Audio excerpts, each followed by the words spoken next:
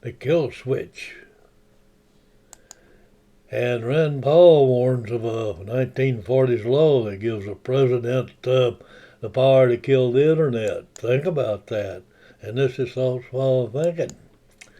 And we don't want nobody having that kill switch on the internet because it could wreak all kinds of havoc and cause all kinds of issues with our defense. Think about it.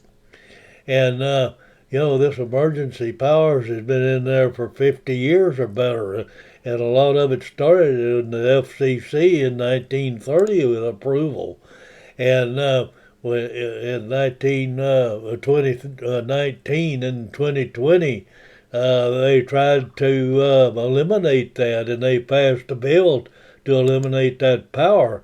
But there's some saying that it didn't quite do it, and the president still has the power to kill the internet.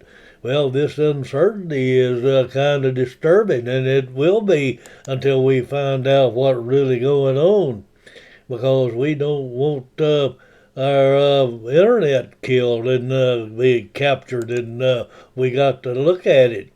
And appreciate you subscribing, and take a look at Upriver. That may be something you'd be interested in. And we got to get away from this shooting people down in the street with the political process of taking away your rights and freedoms. We got to have the good guy with the gun. Oh my! And Rand Paul is taking the lead in this internet protection situation. And we got to be sure that we prevent that kill switch from taking a place. You never know what's going on in the mind on there. And Biden freezes and stumbles across the stage. Think about that. And he has the power of that button. And we got it, not just talking about President Biden, but every president should not have that kind of power. And part of it is because of the Securities Act that George Bush put into effect after 9/11. And it's taken away a lot of your liberties and freedoms. And Rand Paul is working there maybe to try to get some of them back and protect the internet. That's what we got to do. And, we don't want that kill switch because that internet is awesome. Oh, my. And we got to look at the border and the airports. So they're letting everybody in on the border, and yet they're cramping down everything at the airport. And it's a big thread there, and they really got a kill switch for us on that.